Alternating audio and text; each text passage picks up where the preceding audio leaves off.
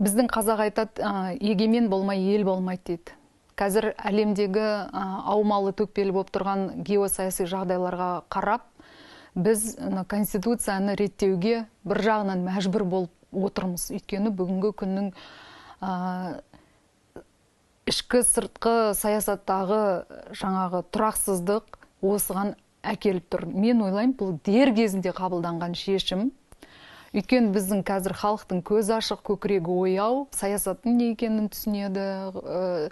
Сол себепті осы конституцияға өзгеріс енгізуді қалап, президентке ұсыныс етіп жасап, ұлттық құрылтайда бұл мәселе көтерілді. Енді ол референдум мәселесін де халықтың атынан Қазақстан халқы кеңесі шешеді. Ал енді тіл мәселесіне келетін болсақ, мен ол қазақ тілі, ол мемлекеттік деңгейде, ол қазақ тілі болып, мемлекеттік тіл болып қала береді. Өзге тілдер ол енді екінші неде жүреді, десе де біздің бабаларымыз айтады,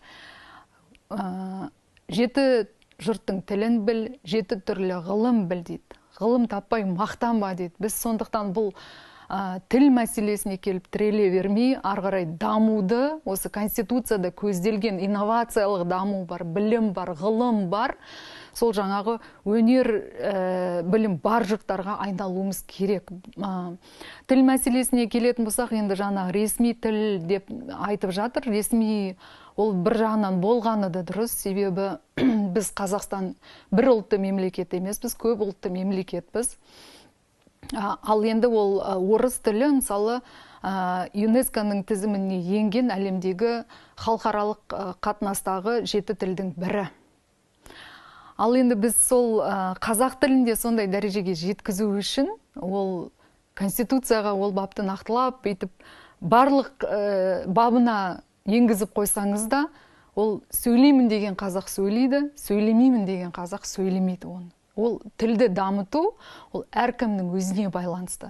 Сондықтан бұл жерде қазір жаңағындай айтылып жатқандай, тілге қатысты жүре берсін. Кезінде біз үш тұғырлы тіл дегенде тұжырымдаманы қабылдағанбыз, мысалы.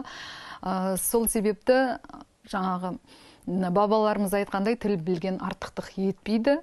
Бізде қоғамда сұраныс бар ма ол нәрсеге, қатар жүрсе жүре берсін, бірақ бәрібір біздің қазақ тілі ол тұғырынан түспейді, ол тұғырынан конституцияда түсірмейді.